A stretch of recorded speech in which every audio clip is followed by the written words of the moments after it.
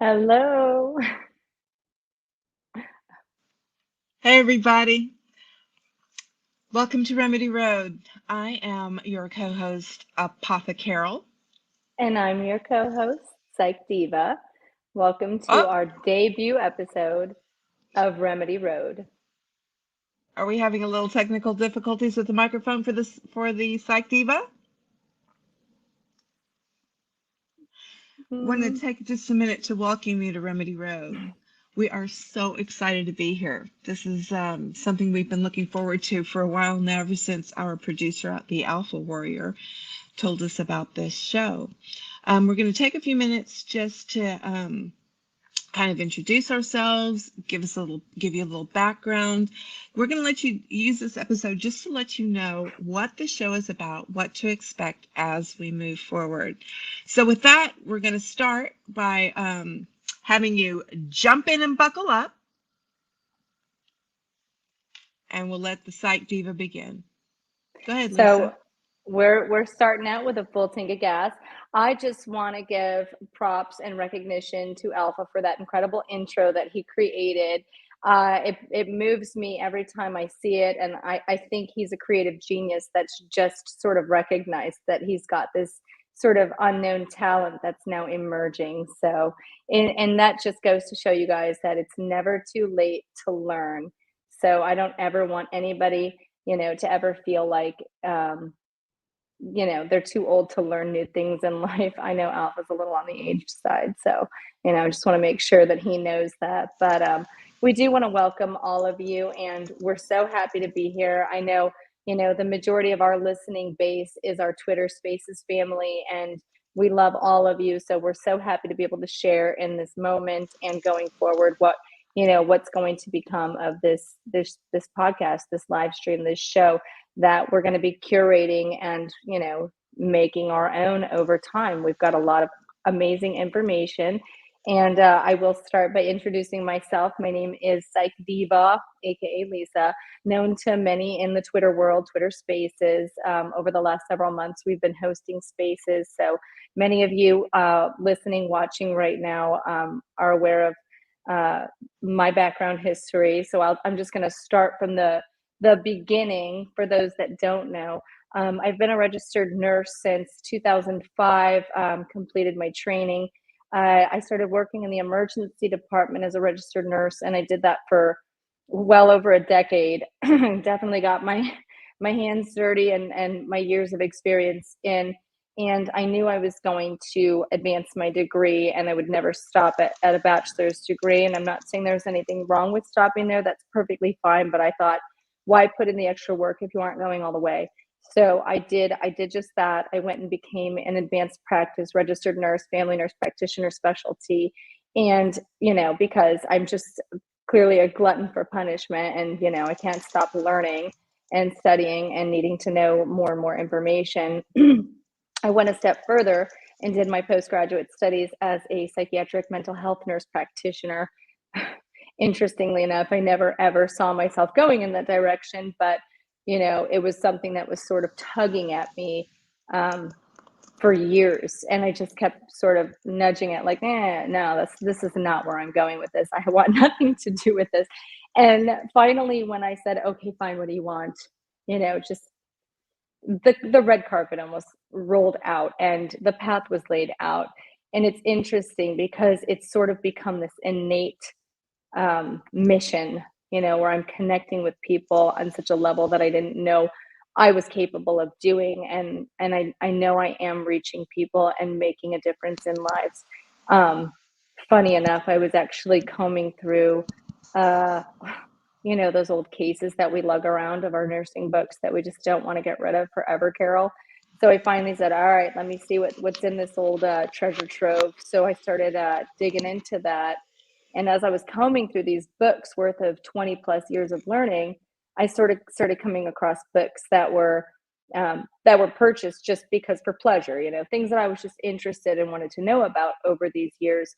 And I came to realize that this pile of books before me, they were all sort of everything was encompassing of the psychiatric world. Everything was related to mindfulness and grounding and wanting to know the, deeper beyond, the surface. What's in the mind, what's driving our behavior, our thoughts, our creativity, our fears, every emotion that can encompass the human body, the human being, the human spirit, all of it. I wanted to know. And so I'm sitting there looking at these books going, like, the story had already been written, right?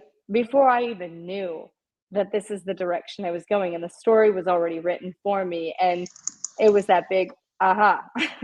I had that aha moment, like, yeah, you definitely landed where you were supposed to have landed, you know, even fighting it off. I ended up there. So that's my history in a nutshell as far as my career path. So I do work in the psychiatric realm, but I also do blend a lot of the stuff that I do with family nurse medicine, medical type stuff. But I'm always pushing patients to consider pharmaceuticals as the option that should be chosen secondarily to naturopathic or preventative measures. I don't want to see people kind of wrapped up in this whole like pharmacological that's what they become reliant on, is all pharmacology, pharmaceuticals, the allopathic world. And one thing leads to the next, so we know how that goes, slippery slope. But that's my history of my healthcare experience in a nutshell. I've sort of bounced a little bit of everywhere: interventional radiology, hospice, medical, surgical, emergency room. I've done some corporate nursing for, a top Fortune 250 energy company. So I've got my hands sort of, into a lot of different things, which has led to a lot of life experience and work experience and human experience, really, more than anything. So what about you, Carol? Wow, I've got quite a call trying to top that one. Yeah, and it's great. All of your experience, I think, complements mine well, Lisa, and that's, I think, one of the reasons we were kind of work together so well. So I was actually born in a third world country to a mother who was, from there, and my dad was Air Force, military, American citizen. So I grew up with one foot in free health care from one of the best Department of Defense hospitals on the planet Earth. And my other foot was in kind of traditional medicine, home remedies. Mother, instead of taking us to the doctor, we usually ended up seeing a curandera. And then we went to the hospital if we had to have stitches, or she thought a bone was broken and she wanted an x-ray. Which was ironic because my mother's first degree was a bachelor's degree in pre-med. Well, from there, growing up like that, I came to the States to go to college. Chose one of the top 10 nursing schools in the country at that time, landed in Fort Worth, Texas, and have been in Texas ever since. That was a long time ago, you guys, okay? I've been a nurse for 40 years, and I started off actually was working in a hospital from the time I was 16 years old, worked all the way through nursing school at the same hospital, stayed at that hospital after I graduated in labor and delivery, newborn nursery. After that, I went into psych for a time. I've done community health nursing, ICU, emergency room nursing, medical, surgical. I've kind of done everything except for like helicopters and cruise ships. I haven't done those, and I probably should have. Now that I'm older, it kind of sounds like fun, but I was a little intimidated back then. And so right now I do agency nursing. I go into people's homes and I see them in their homes. And it's a lot of medical surgical. There's a lot of cardiac types of things. For a while, I was doing a lot of wound care and IVs and things like that in people's homes, and I've kind of backed out of that for a little bit so that I can focus more on holistic types of things. For off and on for it started about 5 years ago. I opened up a kind of a side practice on the side, helping people look at their health problems from a different perspective, from a more holistic perspective. In Well, it was in 2003 I developed a life-threatening illness, and they told me it was terminal, and the only intervention, and I knew this from nursing school, the only intervention was to slit my throat and take out my thyroid gland, or else kill my thyroid gland with radioactive iodine. Um, and I'm going slit my throat or take radioactive iodine. Eeny, meeny, miny, mo. I don't like either one of these options. There's got to be another way, and my mind went back to my upbringing. So there was no internet at the time. Well, there was internet, but it was pretty sketchy back then in 2003. I mean, it was compared to what it is now. So I ended up having to do my research at the local library at the medical school, and I was so debilitated that a lot of the days that I spent at that library were actually in a wheelchair that I borrowed from my friend's mother. Um, and I did a lot of research and just trying to figure out how do I do this. I had to go through my primary care physician, and I had to go through 3 different endocrinologists before I found one that was willing to work with me once I kind of had my plan in place. I was put on a medication, and I was told that you can only be on this medication for 18 months. At the end of that time, the chances of you developing thrombocytopenia are very high. Well, I didn't want that. I said, man, just work with me. I'll take my chances. I'll do what I can. So I did. I changed everything. What did you do differently? Everything. I mean, literally everything from the moment I woke up in the morning until the time I went to bed at night. My entire life changed. But what happened was, and this endocrinologist told me, you can't do it. We're going to end up having to do surgery on you.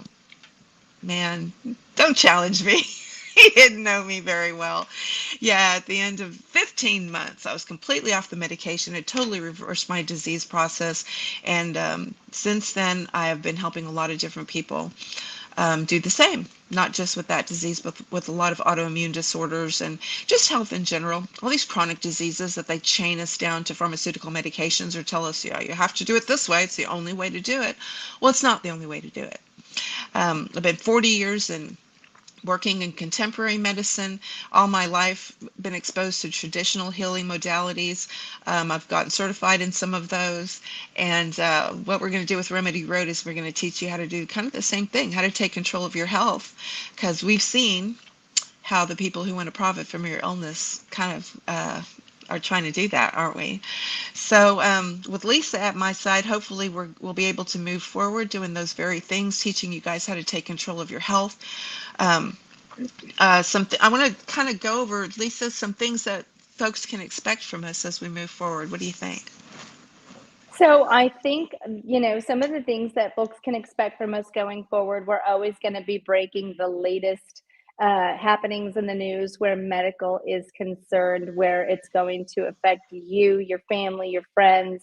We're going to try to bring to you, week by week, each of these things, and our interpretation of them, obviously. We're also, Yeah.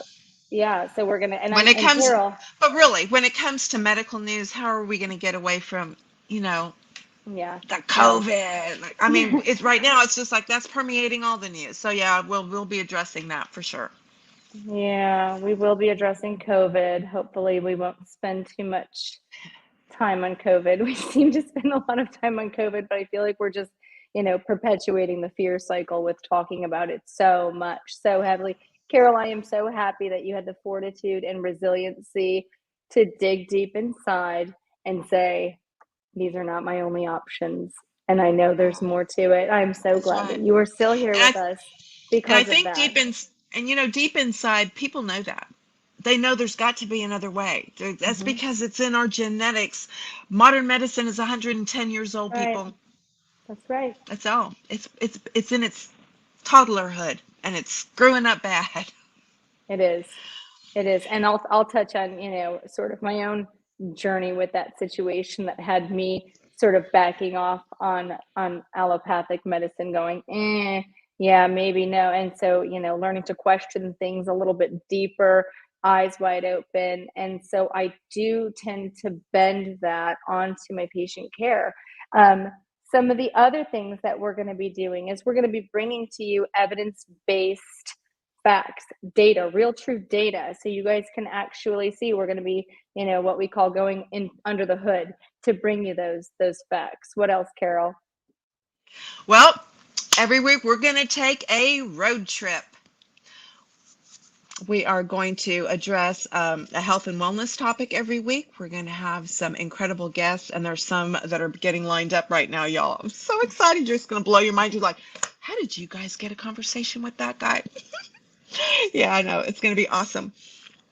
We're going to next week we're going to just start off by looking at traditional medicine and contemporary medicine. Okay, we're going to define some terms that might be new to you all in respect to traditional medicine. We're going to look at some data. We're going to look at some comparisons, our country up against other countries in the world.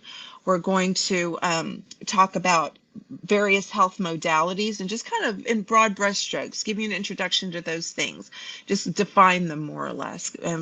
But as episodes progress, you're going to learn more and more and more about a multitude of natural health options. And where applicable, I'd like to bend a little bit of psychiatric analysis. Do a little analytical, segment as it relates to what we're talking about week by week by week, because there's always going to be room for that. There's always going to be a topic that relates to it, you know, and anybody that's listening, that's watching, can certainly identify with anxiety, depression, substance abuse, the very common mental health ailments that affect either us as individuals or somebody near and dear to us. I don't think there isn't a single person, that hasn't been affected by any of these mental health issues. These are the most common issues that we're facing today. So We're also going to tap into spiritual issues, your spirituality. Um, the word holistic includes the mind, the body, and the spirit. Those three things are inextricably intertwined. You can't separate them and still have total health for a person. Holistic, it's the whole person. So I just gave you a little definition right there. Did you like that? I love it. I love it. So yeah. And I think there are some allopathic care models that are starting to pick up on this and, sort of advertise it. I think they're talking the talk. I don't know how well they're walking the walk. That's They don't my have only time to walk. concern. They don't have time to walk the walk. You Right. got This seven is to starting. 11 minutes, and 7 to 11 minutes is the average that you're in there with your doctor. They don't have time to mess with this stuff. That's right. That's right. We don't have time to address these things on the, the allopathic side of things. So, and Yeah. it's unfortunate. It's unfortunate. We want them, we want the ideal medical model to look like that, but unfortunately that is not the case. So I think that's where Carol and I see the need to intervene here where we see necessary. We've got a lot of amazing information to offer with everybody, but I do want to make a disclaimer with that. I want to mention that, as always, we recommend, that you always reach out to a qualified provider for any medical advice. And, please don't take what we say as the holy grail. I mean, we are nurses, and, we do always recommend that if you are experiencing any type of medical emergency, it is best to reach out to that qualified provider. So there's that. And then I think, It's time. you know, It's time for another definition, Lisa. go for it, Carol. Okay, Go for it. so with health, what we're always looking to obtain is homeostasis. So there's a lot of H words. I'm throwing H words at you because these are the words that get confused. So we talk about holistic. It means the mind, the body, the spirit, the whole person. Homeostasis is a word that we learn early on in nursing school. It's like nursing 101.1. We have to learn that. We learn that that's what we're always trying to attain for people. We're helping people regain a state of homeostasis. Homeostasis comes from the Greek word for same or steady. It refers to any process that a living organism uses to actively maintain a fairly stable condition that's necessary for survival. In other words, living organisms are always learning or always striving to balance themselves out. It doesn't matter if it's an animal, a person, a forest. Forest will always learn to attain balance. So as a tree gets bigger, the ones underneath don't get as much light. They might die off to make room for that big tree as it drops seeds The seeds might struggle and the strongest will survive. I mean, it's always balancing the smaller plants underneath in the shade, the little critters in the dirt. Like they're always working to attain balance for that ecosystem. Your body's a big ecosystem, is what it really is. So that's homeostasis. I got another definition. Can I do it now? Okay, Go so for it. the other one that people get really confused about, that's why I want to kind of clear these up now, is homeopathy. People will always go, "Oh, I want to do more natural medicine. I want instead of, all the drugs and stuff, I want homeopathy." Okay, homeopathy is a treatment modality. It's a alternative medicine treatment modality like acupuncture or Ayurveda or Reiki or Chinese medicine, herbal medicine. These are all different modalities. Homeopathy is a treatment modality. It uses energy. It's a form of energy medicine. Even though you take these little pills or tablets or tinctures, it all utilizes energy. We're going to have a whole segment on homeopathy coming in. I'm excited for that. I can't even wait. So I like where you're going with that. And I think homeopathy can be expanded to mean so many things. So we'll be touching on that, as we move along, week by week by week as it applies, where it's applicable, obviously. So, it's an exciting journey that we're going on. And I think, we still will continue to learn as we're going along as well. So while we're learning, when we're teaching, we're still learning as well. So it's going to be a very symbiotic relationship as we move along. And I love that state of, you know, homeostasis, and in the medical world, what we refer to as, the thyroid state, you're not hypo, you're not hyperthyroid, you're euthyroid, hypotension, hypertension, when you're considering the blood pressure, you're normotension. So you're at that balance, bipolar disorder, you're not depressed, you're not manic, you're just in a very like neutral state, a balance, just kind of right in the middle there. So we're not tipping the scale. So that's a really good way to describe things when we want to really kind of, center in and do like a microscopic sort of view of things, where it's concerned with homeostasis, that balance of the body. And to get homeostasis, though, the human body needs certain things. And so we are going to be addressing those things. We're going to be talking about exercise, hydration, sleep, pain, stress, and anxiety. We'll probably have to do that one fairly early, Lisa, because, I mean, We'll probably after do the that a last couple two times. years, yeah, we can't get away from the whole stress and anxiety No, thing. That's we'll be got we'll to be be addressed. revisiting. We'll be Because revisiting. It's okay. I walk it. that's where most of us are off balance right now, is with the stress and anxiety. And you get one thing in your life off balance and the others are going to teeter and they're going to struggle. And that's where disease begins, is when the body is off balance and it's struggling. But you give it what it needs, you get things back in balance, and disease cannot exist in a state of homeostasis. I have a perfect analogy for that. I have a fantastic analogy, and I will drop this on some of my patients, just to further drive it home so that they have a real true understanding. So when we're considering that same balance, and one thing breaks down leads to the next, and you can apply this to just about everything as the body is concerned in that mind body spirit state. So imagine an 18 wheeler driving down the road. You've got 18 wheels that are perfectly aligned, they're in balance, the tires are great, there's no issues whatsoever. One tire starts to go. Before you know it, it's blown out. Well, I mean, you've got 17 more tires, so you're good to go for several more miles. But I'm going to tell you, after going several more miles, what is going to happen to those 17 other tires? They're going to be now compensating for the guy that decided to flatten out and get out of here. So now we've got some dented up rims, we've got some off balance thread, we've got some tread worn down on one side.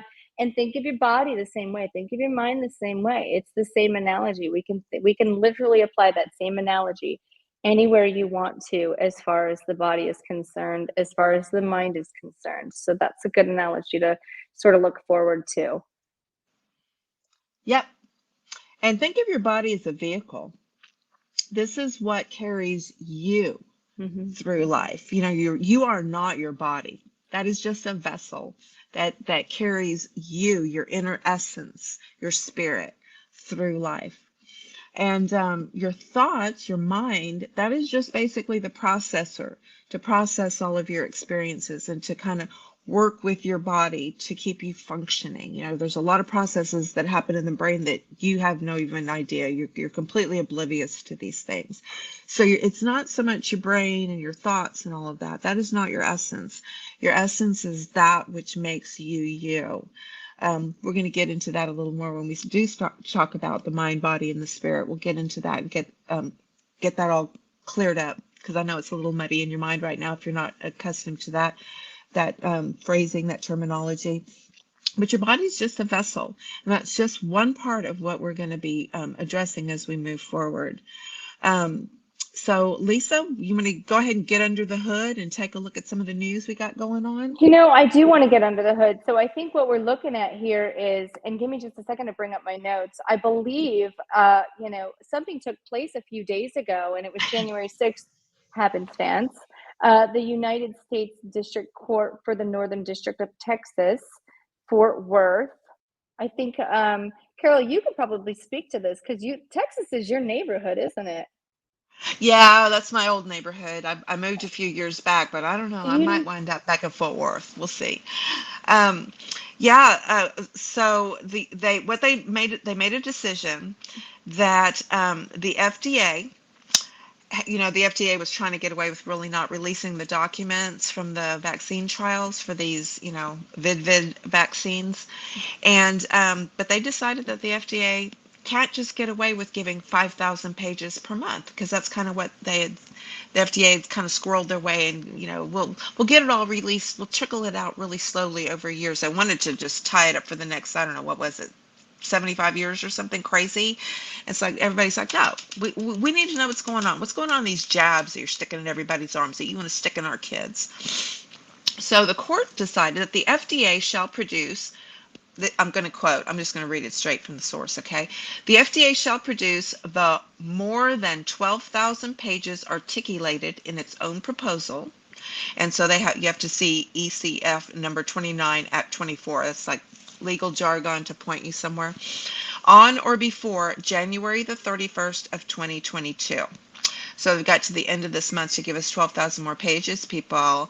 And then it shall produce the remaining documents at a rate of 55,000 pages every 30 days, with the first production being due on or before March the 1st of 2022 until the production is complete. In other words, cough it up, baby. We ain't putting up with this slow trickle for the next 76 years. Where will I be in that time frame? I'm an old nurse. I'm not even going to be around to see the end of the story. We're not having that. Well, and I think that's what they wanted, right, Carol? I mean, they were expecting that, 75 years from now, pretty much anyone living right now won't be here at that point in time because, we expire. That's what happens. We're human beings and we do die out, Even unfortunately. even some of our little Unfortunately. kids, even some of our little kids Right. will be gone by then. I mean, what are we talking about here? How do these guys get away with this? Anybody that's still around at that time frame will be too old to care. Who knows what will be happening at that point in time in history? It'll be like, releasing the files on JFK. It's like, wait a minute. No. We need this stuff and we need it now. 55,000 more pages. First 12,000 pages and 55,000 more by the 1st of March. Bring it, baby. We're going to have to divide this up, and you read a section and I read a. That's a lot of pages. What Yeah, the but hell? if I'm understanding this correctly, and I think I read this, don't they have almost 8 months now to produce all of this, which gives, if I'm not mistaken, doesn't that give enough time for Editing. corrections and redactions and editing? And I Yeah. mean, I mean, how do they get ahead of But that? they're But only, at the same time, the order is they have to produce a redacted version of the record, redacting only those portions as to which privilege, exemption, or exclusion is asserted. Don't know what that means. hmm, interesting, interesting. Yeah, I don't know. I don't know, but I'm real interested to see how this is going to pan out over 2022 with, what's actually going to be discussed, what's going to be brought to light with these 55,000 pages every 30 days. And how in the heck did they produce that much data? 55,000 pages? I I don't mean, know, how girl. many people are working there? That's insane. Like who and the team of people that have to comb through 55,000 pages. That's kind Yeah, of scary. I guess we're probably going to be sort of hovering over this topic for the next several months is what I'm probably. thinking, and it's gonna give us stuff to chew on, so that's good, some fuel for So our we cars. we got another bit of news on January 6th from Reuters. The White House said that the decision to enact vaccine mandates for schools is up to the local school districts. And what have Those we been decisions, saying? yeah, those decisions related to schools will always be up to the local school districts in terms of what steps need to be taken. And that last bit was a quote from White House Press Secretary Circle Back Psaki. I'll hold back. I yield back. So this is sort of the whole thing that we've been talking about now for months is getting involved at the local level because now the torch has been passed over to our schools on Yeah, that local level, and it's up to them to determine this mandate status situation. And I'm going to tell you right now, I am thanking my lucky stars that I live in Florida and I've got Ron DeSantis as my amazing governor who is holding the line. And he said, absolutely not. And he also tossed out that critical race theory. So that makes me even more pleased that I made this decision 25 years ago to move to Florida. so that's good for you, but for the rest of us in the other 49 states, Puerto Yeah, I'm Rico, and some other sorry. territories, okay, I don't know about Oh Abbott, wait, you wait, guys. wait. I hear we're cloning people now. Maybe we can clone some DeSantis. I'm just kidding. I'm just Plant him kidding. in all the states. Yeah, Mm-hmm. I'm a little bit with Abbott. I mean, he did good things, but he did them so slow. It's like he's gonna watch to see what DeSantis does. He's gonna hang back for a while and see if DeSantis gets in any trouble before he steps in. Dude, get with the program. Everything has been moving too slowly on our end and too fast on their end. No, no, no, no. We can't have that. Um, yeah, the whole thing, everything. Everybody's got to get involved in your schools. We've got to protect the children. This is going to be happening district by district. Go see it in on your school board meetings. When voting comes, you got to vote out the people that are going to be, pushing for masks and vaxes and all that mess. No, no, no, no. Mm-mm. Everybody needs to go. Everybody needs to get up and fight. Get to that local level. No matter where you live, get in the fight. Show up, be accountable, be present. This is the small battles are what wins the war, right? So Right. that's important. And then, I know there was that press conference today. I didn't unfortunately catch too much off of that because I was working, but did you happen to see anything come off of the press conference today? Are you familiar with what went on at all? No. But Okay. tell me, fill me in. Girl, I work today. I work too. I don't know. So I just wondered if you could speak on that. But I think there was some question, regarding the COVID mandates and then also something to do with SCOTUS and, some interesting stuff that came to be with that situation. So So speaking of SCOTUS, there is a petition at change.org. Um, and basically the petition, because on January 7th, last Friday, during the SCOTUS hearing on Biden's vaccine mandate, some of those justices made some misleading information. They gave a little misinformation. The Supreme Court is giving disinformation. Okay, but I've got a target on my back from the nursing board saying if I give any disinformation, they're coming for my license. But SCOTUS, they can say whatever the hell they want to. Is that what this is? Okay. So the people of the United States trust SCOTUS and expect the information they provide us to be accurate. This is part of the petition. So here's the inaccuracies that they've defined in this petition.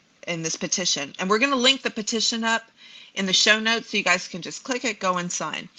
sign it. SCOTUS in Yeah, absolutely. SCOTUS inaccurate and misleading statements during the oral arguments on Biden's vaccine mandate must be corrected. SCOTUS claimed the COVID deaths are at an all-time high. Judge Sotomayor said that one. She also said that Omicron has been deadlier than Delta. Oh, she's lying. She claimed that 100,000 children are hospitalized with COVID. No, that's not true. She claimed that many children are on ventilators. No, and that's not true either. You know, there are some kids that are hospitalized, and a few of them might have gone on ventilators, but these are kids that are already have serious health compromises right now. These are sick kids, and they might have tested positive from COVID, but we know how the testing thing, a little shady. Um, she claimed that vaccines stop transmission. Well, even the CDC is saying the vaccines aren't stopping the transmission. Where does she get off? What is she, the doctor, the scientist? What the heck? Actually, that was Judge Kagan that said that one. Judge Breyer claimed that vaccine mandates would prevent 100% of the cases.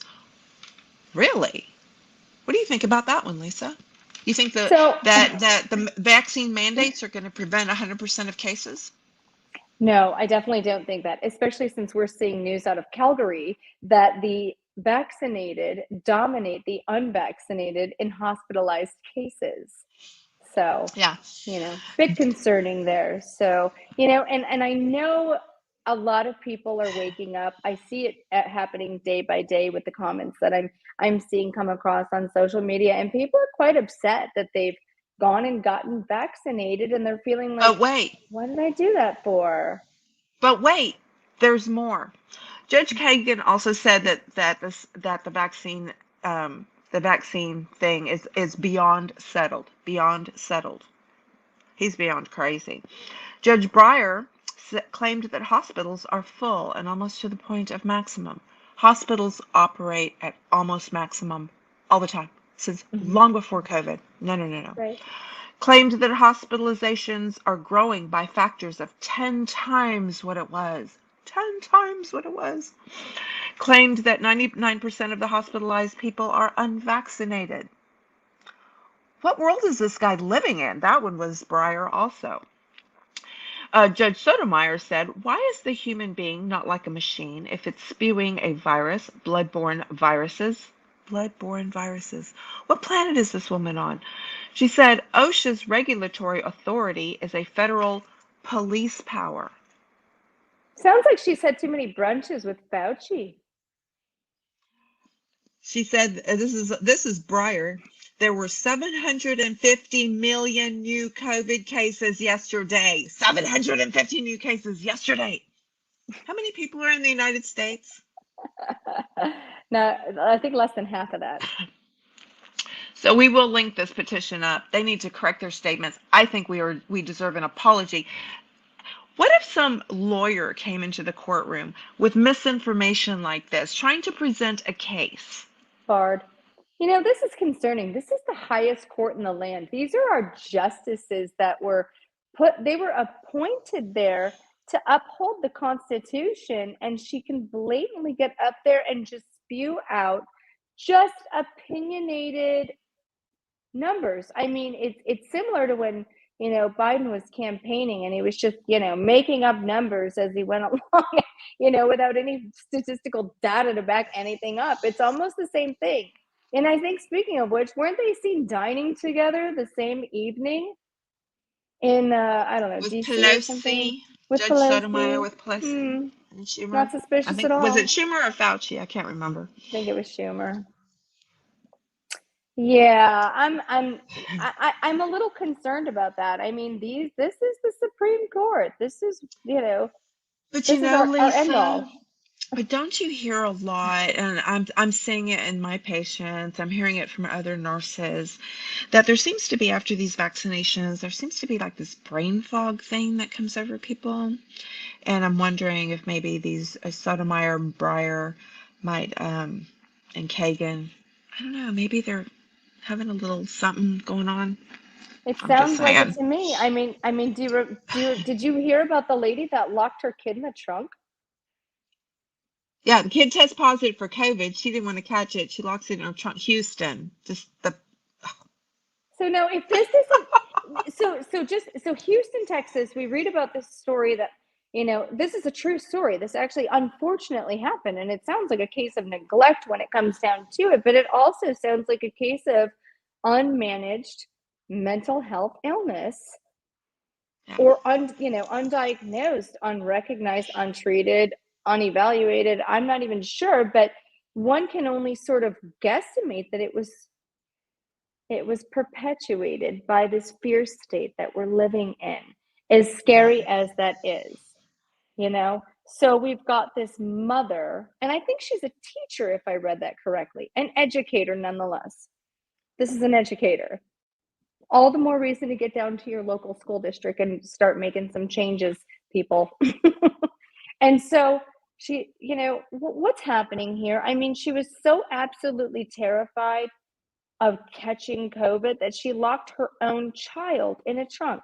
And that's got to be the real turnkey right there that should be making everybody raise their eyebrow and go, okay, what the hell is going on with mental health in this country? I mean, because if, the increased substance abuse rates, the overdose rates, the domestic violence, the alcoholism, depression, anxiety, PTSD, I mean, we are seeing a massive uptick in prevalence of all of these mental health disorders, brought to you by, I only have one guess. I'm not going to say it out loud, but I think you all know where I'm going with that. So this is a real problem that we need to address. So, with that, I think it's probably, time to talk about, one of the most important things that we should definitely be speaking on, and everybody's been reading about it in the news these days. What do you think that is, Carol? I'm really excited about talking about this. I'm going to tell you why. It's because back in October, I saw this. There's a professor at the University of Ghent in Belgium. He's a what do you call people from Belgium? They're Belgiumese. Dutch? Oh, that's Holland or the I don't Netherlands. know. I I'm don't either. sorry. Yeah, but his name is Matthias um, Desmet. Desmond.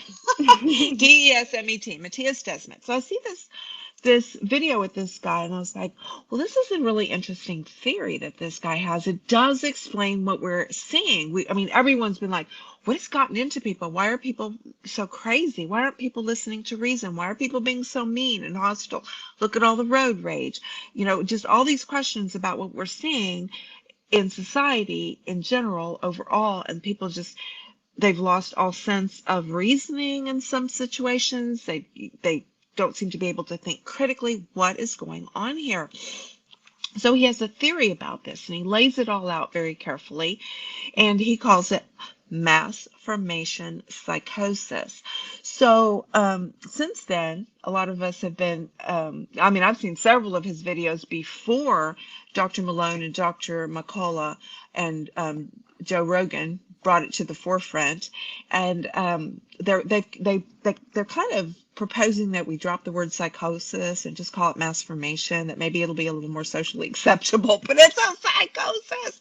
And I keep seeing these crazy things, in social media, like the woman who locks her kid in the trunk, right? And I'm going, okay, so what flavor of psychosis is this? Is this a new type of like, what kind of psychosis is this one? It's just like, I keep seeing all this weird stuff, but mass formation psychosis is what he calls it. And I know, Lisa, I've turned you on to these videos. So what's your take? I'd like to know what your take is. Fill us in. You're the psych diva. Carol, I got a lead foot all over this right now. Like, we're about to go 100 miles per hour. So I had to break this down because obviously this is my niche. This is what I want to know about. This is what I want to teach about. I need to know. And I got to tell you, preface this, this gentleman does, Matthias Desmet, after listening to his, some of his podcasts as he's been on with others, and really taking into account what the message that's being conveyed here. I have to say, I have a real good suspicion that this guy is going to end up in the history books as a Freudian type, simply for his theory now on mass formation psychosis. So naturally, I had to break it down. And so Carol, to answer your question, what kind of psychosis is this when we've got a woman locking her kid in the trunk? That's going to tell me it's a paranoid type of psychosis. It's just a symptom of psychosis. So that's paranoia for you. We've got an altered state of reality, right? That's psychosis in and of itself. You've got a mass, which is a mass. Everybody knows what mass means. It's a large quantity, a mass. Formation, We know what formation is. They were teaching that to us in kindergarten. Get in a straight line, hands to your side, look ahead, don't tuck. And that's formation, get in line. You're buddied up, you're following one right in front of the other. We're in a formation. The psychosis is the altered state of reality. And so I think, the way I wanted to break this down, the way I wanted to understand it, and I want to be able to convey it to everybody else, because it's a lot to listen to these long videos with medical jargon that many aren't familiar with, and they're speaking in terms that you're going, what? Yeah, so if I can break it down into layman's terms, the way I want to relay it to people the best way. So in order for something like mass formation, which by the way, this is brand new, guys. Like this isn't written anywhere in any psychology books. You're not going to find a defining term on this. So so there has to be. This is We are brand on the new. cutting edge of this. This is new. Yep, this is only a theory, and so when we discuss anything in Western medicine, in any type of medicine, it's all theoretically based models, right? And that's science. That's what begins science, and the inquiry into science. And well, what about this? And we break it down further into subgroup. And so I do think that he's probably starting to come under some fire for this. But he seems like quite the resilient fella, and he's very knowledgeable. And so I do think that he's going to see a lot of fruit bear due to this theory of his. And so I sort of wanted to know what the heck was behind this. What is it that he means by mass formation, and how did he come to find this out? And so according to Dr. Desmet, there need to be certain conditions met, certain criteria have to be met for something like this to take place. So I'm going to be sort of jumping back and forth on this topic because I want it to make sense to the viewers, to the listeners that are in the audience right now. And so, one of the specific conditions that need to be met is you've got to have a lack of social connectedness. Like lockdowns, like social lockdowns, distancing, and as masks, people sort of age, or they move around and they separate from their families and they go on their adult life, there's sort of quarantine. Quarantine's a big one, but I think what happened is before the quarantine, this was all sort of starting to brew beneath the surface. And I think the powers that be happen to have an idea that was happening, because we can easily relate back to statistical data. And I'll get back to that. I'll circle back. I hate saying that, but I will come back to that. So we've got to have 4 conditions met, right? We need to have a lack of social bonds, and that's human nature. We are social beings. We need that. We need sociality. We need to be connected. That's why we hang out on spaces and everybody's just there, just gibbering away. We feel connected to our people. That's Don't what we're forget doing. Don't forget covering our mouths. Don't forget. Oh, I won't forget that. I mean, because that's even further removing yourself, right? So now we're further removed. So, the second condition was, having meaningless or senseless sort of not feeling like you're really driven by a purpose. There's a lack of sense of purpose. There's sort of this hopelessness that goes on. And I can tell you, I can speak to truth on that, because many of my patients, I'm going to sidetrack. We're going to go off on a little sidetrack, side path here. It's going to get a little bumpy. But so a lot of my patients, as an example, they're very much looking forward to retirement. They can't wait to retire. Everything's great. They're looking forward to retirement. It's only just a couple months away. And they've got all these great big plans. Well, I speak to them about 3 to 6 months after said retirement takes place, and they have done a nosedive. They are anxious. They're depressed. They're experiencing insomnia. What's going on with you? What is going on with you? You've lost your sense of purpose. And so and then they scramble to figure out how to find that sense of purpose. So this isn't just an isolated thing. This is like, this is across the globe. People are sort of feeling this meaningless taking place, and only exacerbated now by this issue. people have lost their jobs, they've lost their businesses, families are being torn apart by the political divide. You've got this, you've got all of the elements are starting to appear now, right? And Well, and the so, deaths. Look at all the deaths, all the and people that's losing another loved thing. ones. That's another.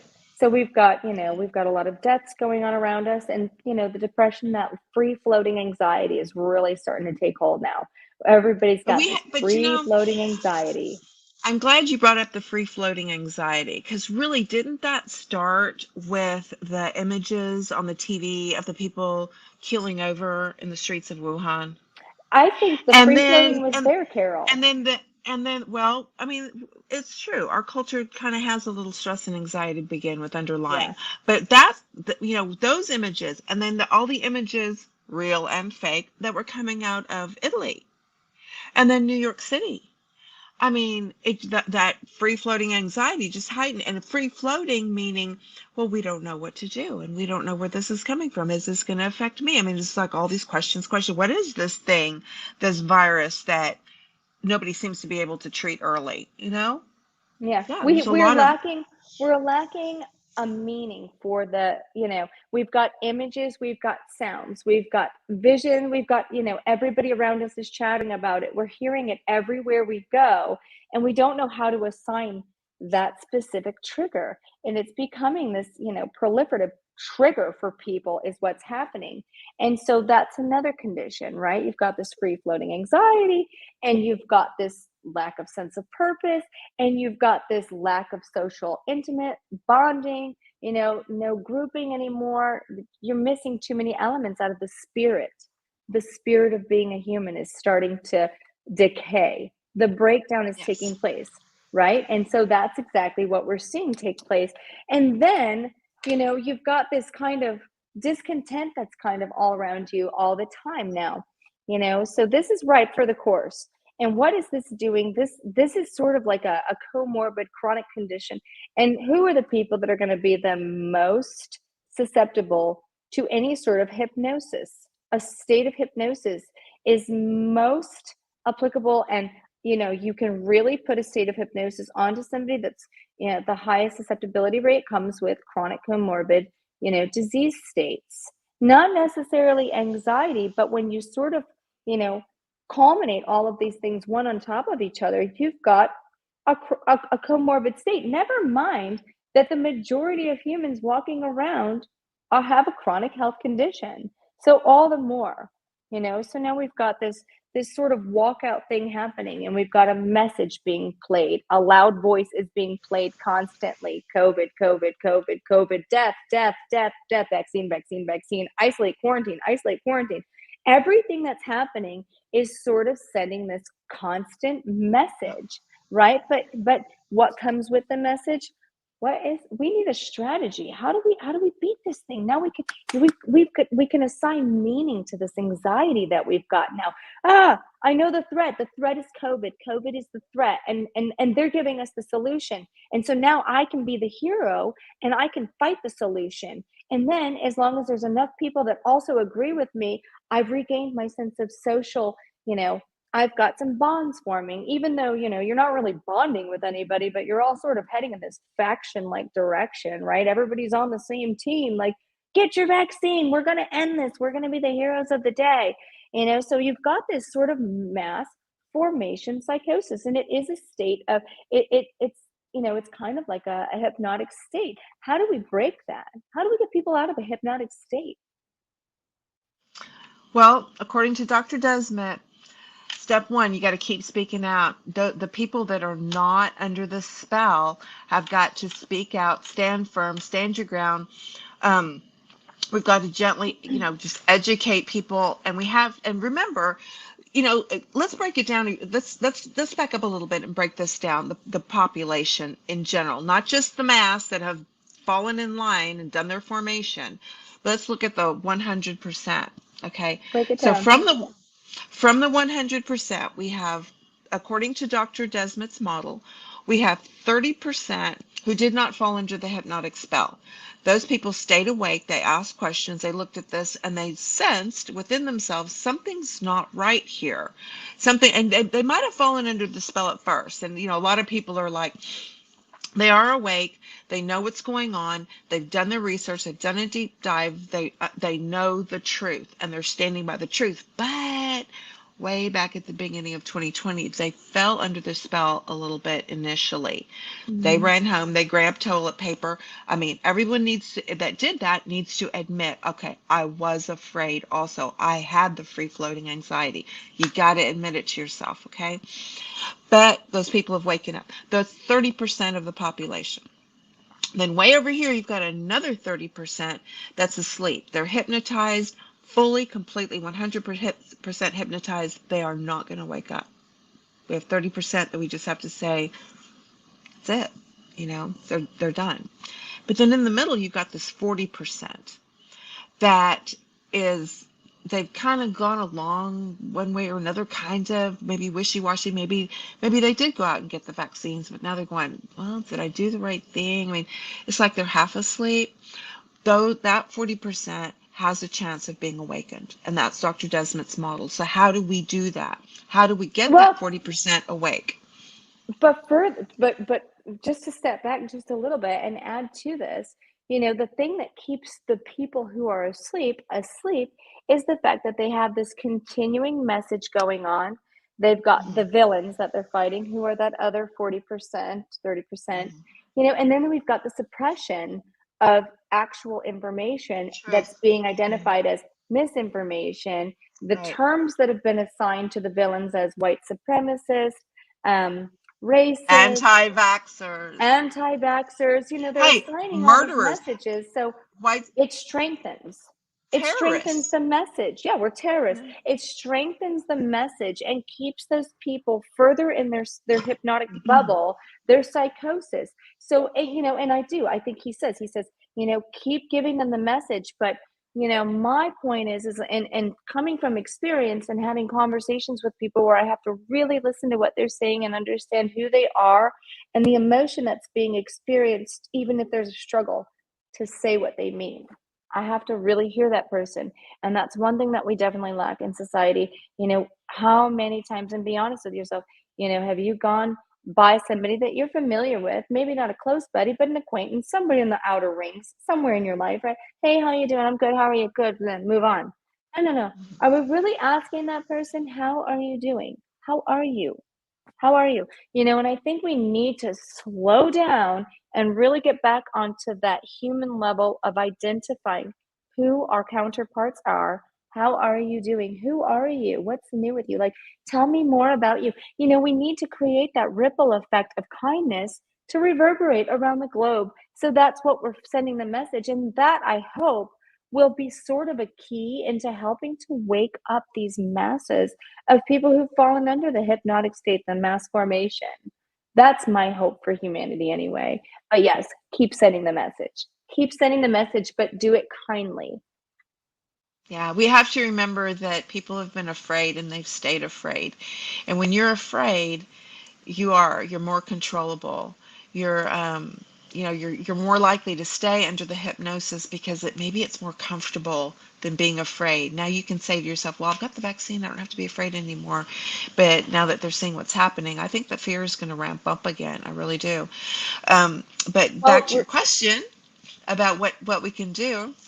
what can we do? You ready to go there?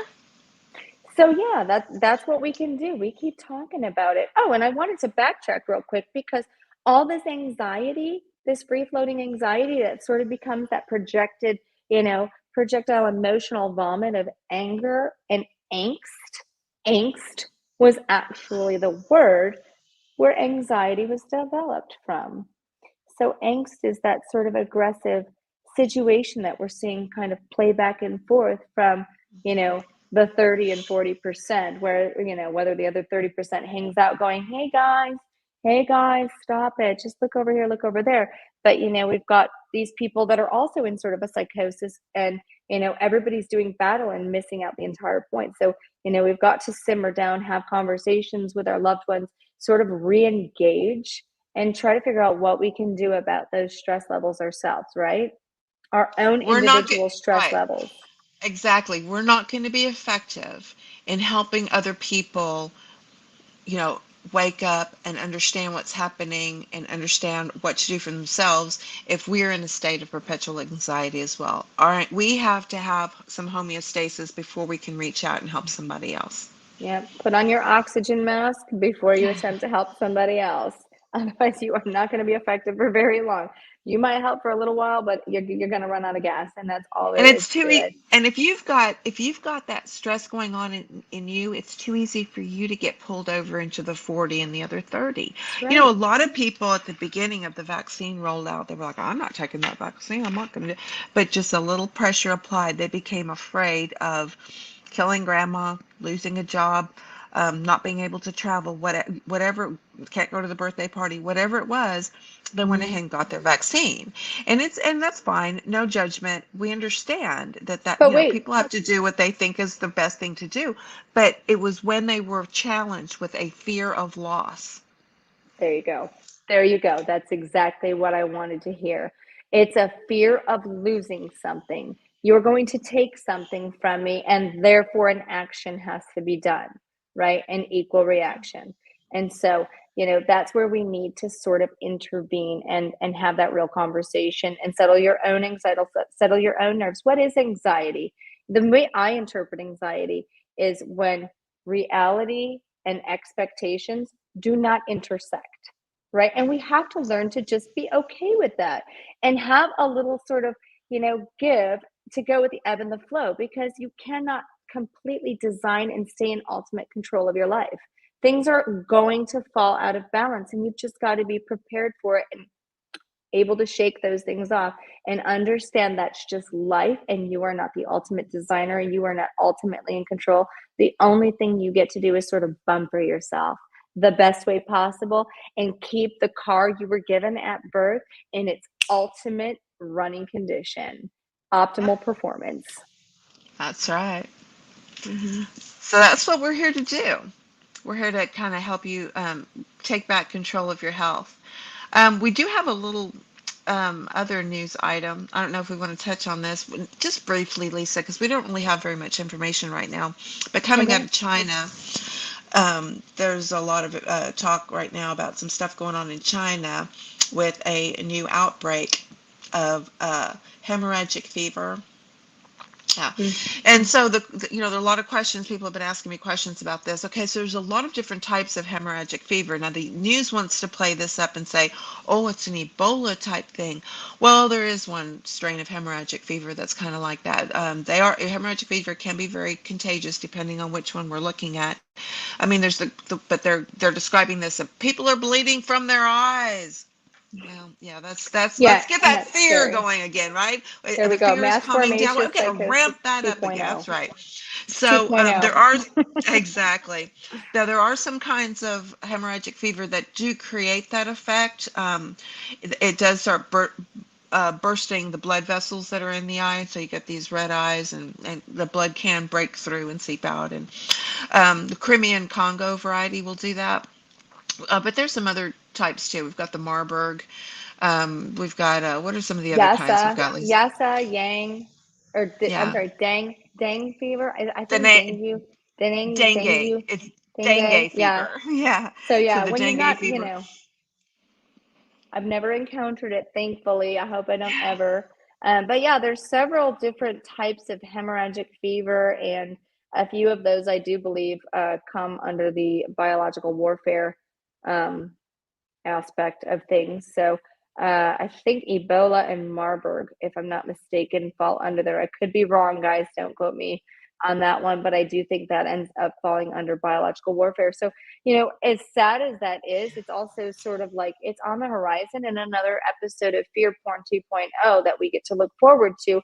And we can only hope that this is, sort of propaganda and not really actually happening, because here's the thing, they've hidden the rest of the world from us on mainstream media. Does anybody ever get to see what's happening on the other side of the world on mainstream media? And I don't watch it, so I don't know. But as far as I know, when I've asked other people who do, they don't know anything that's going on with Australia, Canada, China, Oh, people are oblivious. Germany. They have no idea. Canada. Completely Yeah. clueless. It's sad. It's sad. And our neighbors, our northern neighbors, are really experiencing some trying, times. And I think, if I'm not mistaken, and I know Washington State, I think, is, they've got their first internment camp, so to speak. And I think I read that they're going to be voting on that this week. And that's kind of a scary situation. They've been putting up these isolation camps all over the country now. So, And, so what I it's want to not even know. a COVID rider. It's just if they feel you're a threat without any specific diagnosis attachment to that. Yep. It's just, yeah, we feel like you're a threat, so you're going to go over there for a little while Yeah, or it's kind of however what it long. looks like. So I want to know is how many U-Hauls we can anticipate, a fleet of U-Hauls leaving Washington State, Yeah. that's my crystal ball prediction. Hey, so the last thing that we're going to be doing with you guys is every week we're going to have some driving tips. Okay. I love it. These are, yeah, these are gonna just be kind of like some natural remedies that you can tuck away in your belt. Keep, things to just have on hand. Some little recipes that you can do for simple stuff like constipation, allergies, cough, sinus congestion, toenail fungus, Dry preventing skin. urinary tract infection, nausea and vomiting, dry skin, diarrhea, backache, sciatica. You don't have to go to the pharmacy area in the grocery store to get stuff to help you. There's simple things you've got around the That's house right. probably already, and a few others you could probably accumulate just to have on hand. Super simple things to do. We're going to be going through some of that as we go through our episodes, but that's going to start next week. This week, linking up in the show notes, I've got to adjust this, Lisa. I get so many DMs and I get asked in almost every Twitter space I go in. Carol, my friend, my family, my neighbor, my somebody, me, whatever, whoever has the symptoms. What's the protocol? Guys, we've been talking about these protocols for months now. It's like, okay, here's the protocols. They're going to be linked up in the show note. Are you guys ready? Link it. All right. America's frontlinedoctors.org. They have one. COVID-19, it's COVID-19 criticalcare.com, COVID-19 criticalcare.com, myfreedoctor.com, aapsonline.org. All right, the links will all be in the show notes. You got zstacklife.com, that's Dr. Zelenko's. You can Mm-hmm. go there. Each one of them has a little thing that tells you, hey, here's the protocol, or here's how you treat it, that kind of thing. Okay. Just click on it. You can find doctors to help you to get online with you and write the prescription or call the prescriptions into your pharmacy. You can, the protocols are all right there. If you've already got the stuff in your house and you forgot how to use it, you can just read and follow the recipe. Okay. But go there, go to those places. I'm not going to give it to you. I'm not here to treat your diseases. All right. But you Also, can go. quick tip on this driving tip I'm going to add on to. It's always a good idea, no matter where you live, to know who your local pharmacy is Yes. that's not a big retail chain pharmacy. Your local mom and pop, keep them in business. They're likely going to serve you in a much customer service oriented way anyhow. So it's a good idea to know Absolutely. who those are prior to getting on any of those websites, if and when you should choose to use them. And hopefully you won't have to, but if you do, good idea to have that on hand as a backup, information, so you're not scrambling last minute. So just a little Hey, tip there. some of those websites that I just gave you guys have like America's Frontline Doctors and the FLCCC, the COVID-19 criticalcare.com. They'll have pages, they have listings of doctors around the country that will actually do the early treatment interventions for COVID. I mean, if your doctor won't, you might just want to look at that list for future reference because you want a doctor that will. That's right. That's right. Well, I feel like, we could probably go on for hours talking about all of this stuff and sharing it. But, I look forward to the weeks ahead, and if you haven't already, please subscribe, smash that like button for us if you don't mind. We appreciate you being here. And we are grateful for the audience that we've cultivated. and we hope we will continue to grow as a family going forward. And, we're going to be giving you a lot of amazing information and hopefully righting this ship in the right direction. You guys, we need to turn everything around and sort of get back on track with it all. Hey Lisa, we're being broadcast live in Twitter Spaces right now. Oh, let's tap into our family and see if anybody wants to come in and say hi. If anybody has any questions, want to? Well, Carol, they're always going to have a question for you. Always. Everybody has to ask Miss Carol a question. And you. Oh no. They do. No, Alpha, you're the star of that, sister. Alpha, do we have anybody in Twitter Spaces to come in and say hi to us? I am working on getting you guys somebody right now. That's our producer, Alpha Warrior, from the Alpha Warrior Show. So I think we pretty much touched on just about all we wanted to touch on, but I don't know. I think so. Make sure we're signing that. After we visit with our Twitter Spaces friends, there's a video that we've pulled up for everybody. This is essential. This is essential viewing, people. Before you move forward any further in this whole COVID world, you really need to see this video. It's a good one. Oh, I'm excited for that. Alpha, did you find somebody? You do have somebody with the question if you guys want to take that before we move on. Who is it? All right. You have Cheryl, and I believe she's from Texas. No, so that's you, Carol. Let me go ahead and unmute her so she can ask her question. All right, Cheryl, you're live with Remedy Road, Nurse Carol and Nurse Lisa. Go ahead and ask them your question.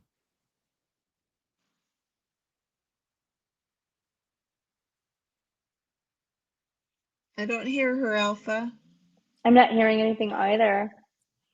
Yeah, she still has her hand up. So Cheryl, there she goes. She got the mute button off. All right, Cheryl, go ahead with the question.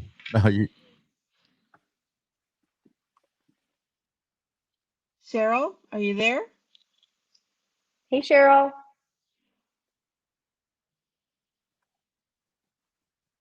I got nothing. I got nothing. I got you, babe.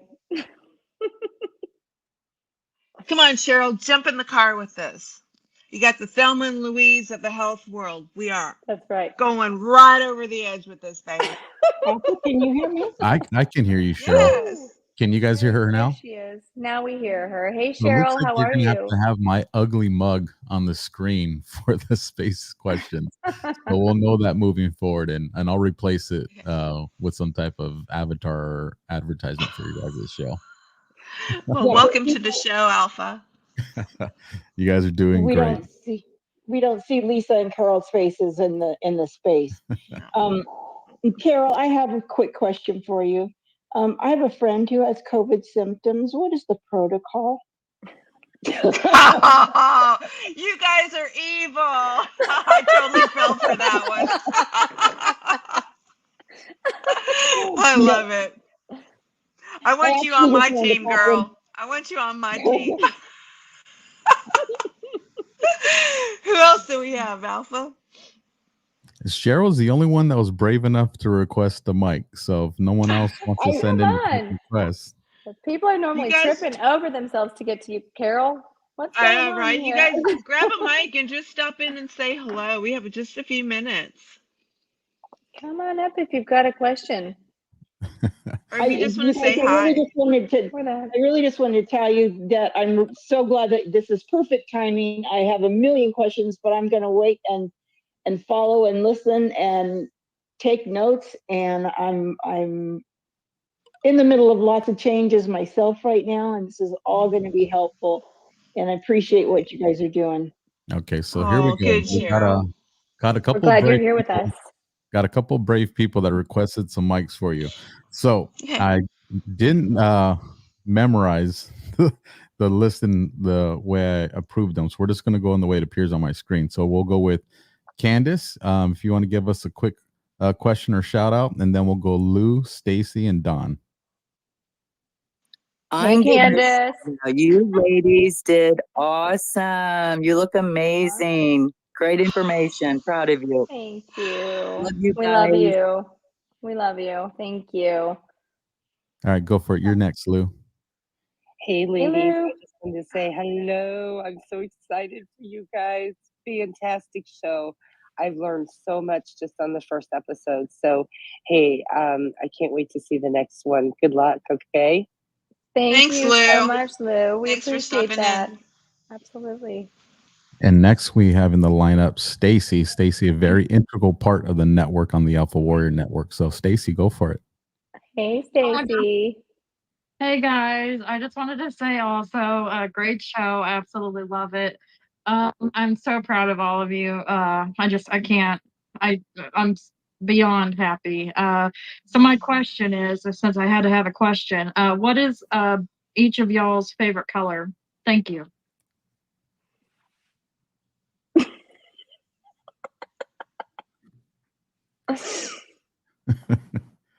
So White. for those on Spaces that didn't see the colors, can you guys ladies let them know what colors you pointed to? So I've got this amazing turquoise, sort of deep topaz turquoise, seafoam colored blue that on the wall just behind me. And I've sort of splashed my entire home in this color, just, throwing a little turquoise here and there. So it's sort of a toss up for turquoise and lavender for me, but I lean turquoise inside, lavender outside. I like white. That's not a color. Mine's not all sexy like deep sea foam turquoise. No, mine's white. That's a shade. That is a shade by definition. Black or white. You have to pick a color. That's a shady shade, girl. I'm gonna pick a color for you. I'm going to assign you a color, and it looks more like a yellowish green, like very outdoorsy plant like, not putrid like diarrhea vomit color green, like a good pretty plant green when you've got a really healthy plant. Think spider plant. White. Fine, white, whatever. Well, I'm just going to jump in with my color since my ugly mug had to get thrown onto the camera completely unprepared. I'm glad I wasn't in my pajamas. My favorite color, because you guys all want to know, is navy blue. So just throwing that out there. So next in the lineup, we have... In the Navy. But not the Navy, just the Marine Corps. Okay. I love it. So next, in our final two people on Spaces, we're going to have Lechuga Don, and then we have Ed, We the People. So go for it, Don. Thank you very much. I want to say, ladies, thank you very much for the passion that you are presenting here tonight. I think this is very awesome. And also I want to say thank you to the producer, Alpha Warrior, for putting this on. Thank you all very much. Thank you, Don. It's our pleasure. Thank you, Don. Thank you for being here. All right, We the People. Ed, what do you got for these nurses? Yeah, hey, just great job. And sorry if you can hear, I have YouTube on the TV, so it's a little behind. But hey, just want to ask, are voodoo dolls real, and how do you make one if they are? Ed. Somebody take Ed's microphone away from him, please. That's a legitimate question. Are they real? My name is Ed. Do tell. Can we eat a Fauci doll? Well, okay. I'm going to have to take this one, Lisa. So there are cultures that do use voodoo dolls. Whether they work or not, I don't know. I don't want to know. That is black magic. I don't go there. White. That's right. That makes All more right, sense well, now. Why you we're back done that on- up with that? We're done on Spaces. I'm not cutting you guys off. Don't panic. We're just done with the questions on Spaces. So my ugly mug's coming off the camera, and you guys continue and let me know when you Thanks, want. Alpha. That's it. That was That's our the home show. stretch. We're pulling in the driveway, open the garage. We're going to park this thing. That's There right. we go. So now we have a video that we got just to kind of close out the show. Thank you, everybody, for viewing. It was very exciting to be here on their first show. We're both just nervous as all get out, but hey, we'll get over it. And my Bailey's finally kicked in. I'm good. Lisa's drinking. All right, here's our video.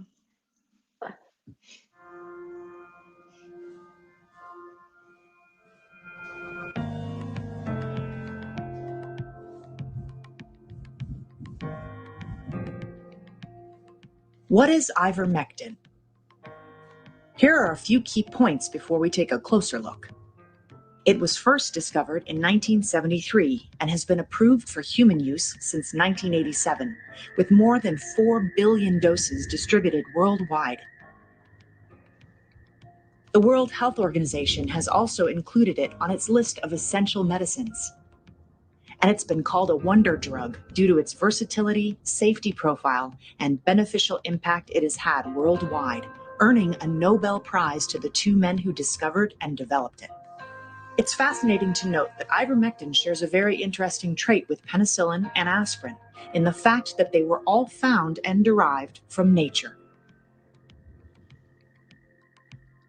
But to truly understand ivermectin and its impact, we'll take it back to the very beginning.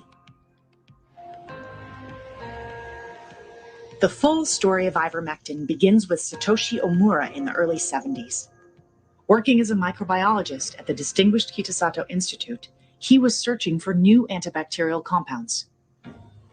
Having grown up in a farming family, he developed a deep respect for nature and believed, as he still does today, that it held all the things we need to have healthy and productive lives.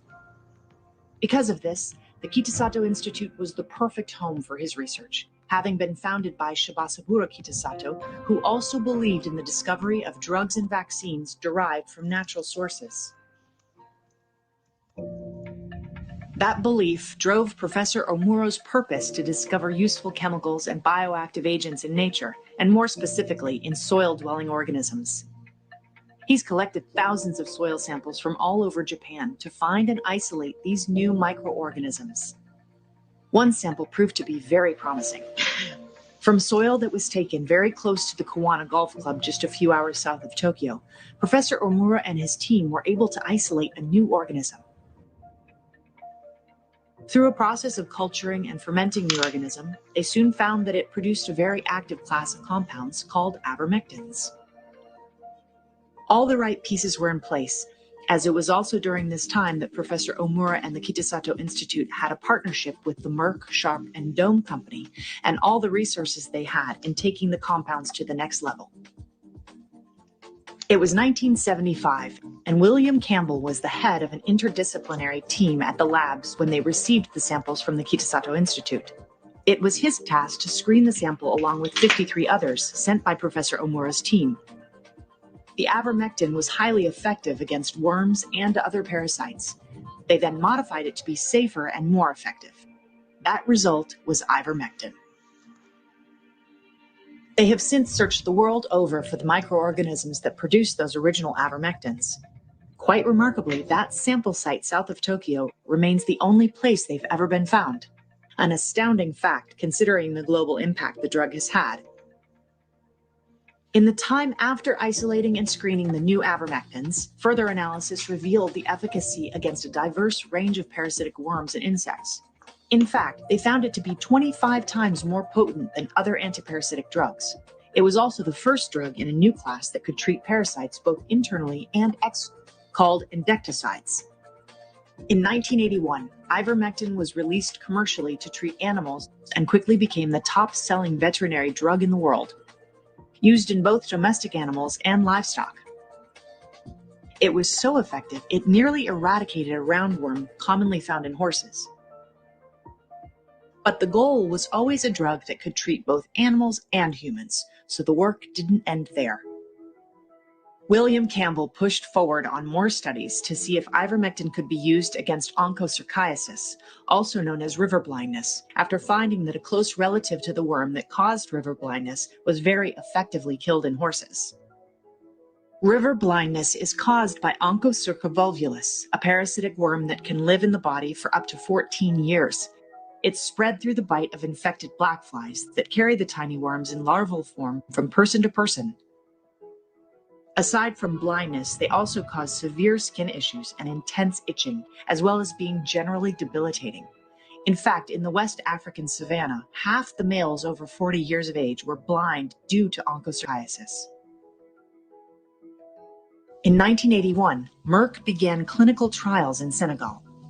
Safety was a top priority, so they began with a very small dose of ivermectin.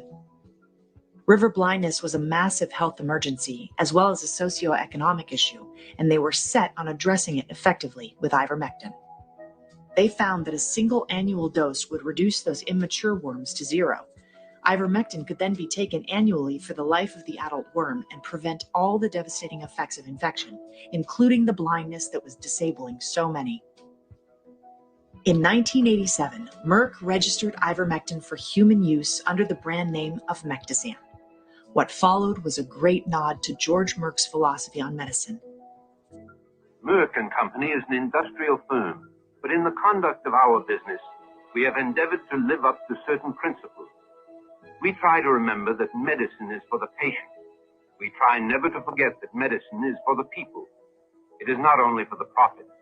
They established the Mectizan donation program and began distributing ivermectin at no cost for the treatment of onchocerciasis, committed to continue their distribution for as long as needed and wherever needed. Ivermectin has proven equally effective in another devastating parasitic disease known as elephantiasis.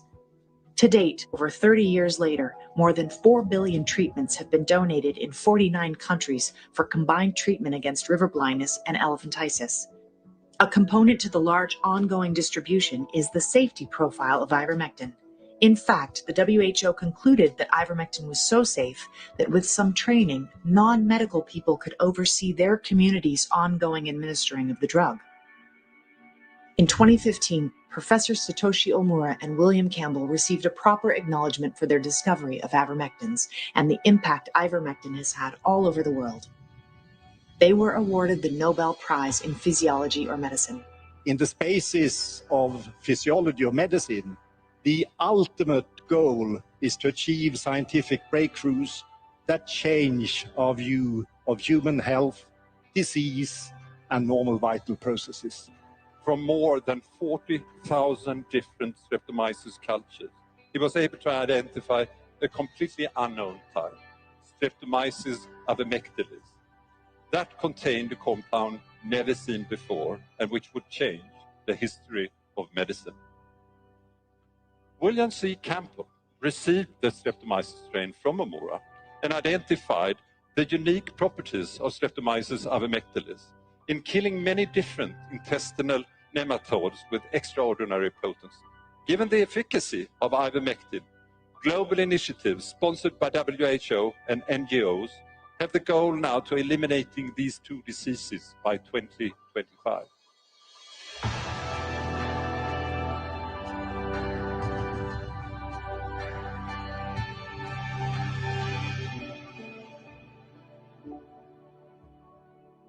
The story of ivermectin has been an incredibly positive and impactful one, with worldwide recognition of its benefits to humanity over the decades of safe and widespread use. In 2019, the world changed. And today, in 2021, we're still living and dealing with the virus that locked the world down. In reality, COVID-19 may be the only reason many even know of ivermectin. The name has been mentioned and written thousands of times during the pandemic. Now you've seen the origins, use, safety, and benefit to millions around the world. The fact is, new potential uses for ivermectin had been studied before COVID-19 stopped the world in its tracks.